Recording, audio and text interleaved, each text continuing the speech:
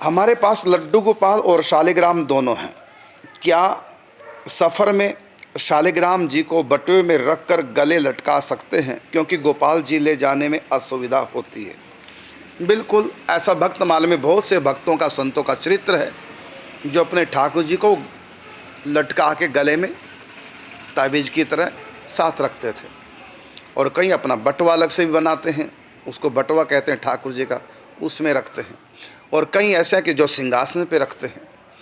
और भक्तमाल में एक कथा आती है चंद्रहास की, वो तो ठाकुर जी को अपने मुख में रखते थे, पूजा करते और उसके बाद फिर मुख में रख लेते। छोटे से, बिल्कुल गुंजा फल के सदृश, छोटा सा, मटर के दाने से भी छोटे, वो अपने होठों के नीचे रख लेते थे। और एक संत हमारे पास गोवर्धन में आए, वो अपने शालिग्राम आंखों के अंदर रखते हैं। मतलब उनके शालिग्राम एकदम चपटे से हैं, पत्ता सा बिल्कुल ही, और वो ऐसे करके आँख के अंदर रख लेते हैं अपने शालिग्राम भगवान को, और अंदर से निकाल के पूजा करते हैं, फिर आँख के अंदर रख लेते हैं। तो आप अपने ठाकुर जी को जैसे आप चाहें रख सकते हैं, गले में ताबीज़ के रूप में भी रख सकते हैं।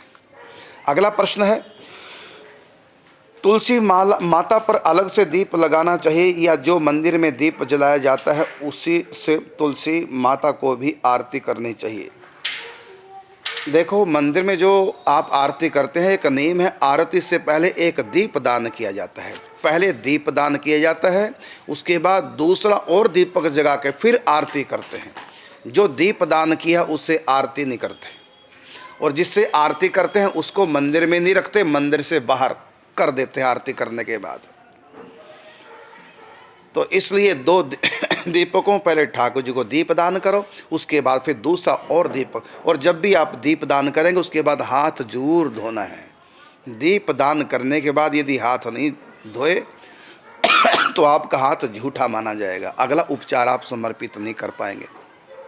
जब भी आप किसी मंदिर में दीप दान करें, उसके बाद और आगे सेवा पूजा करेंगे ठाकुर जी की, तो हाथ धो के ही करना है। दीप दान के बाद हाथ अवश्य धोने चाहिए। तो दीप दान करो, हाथ धो, उसके बाद और दूसरी जोत जगाओ, और फिर उससे दीप से भगवान की आरती करो, और उसी से आप तुलसी की तरफ भी आरती कर सकते हैं।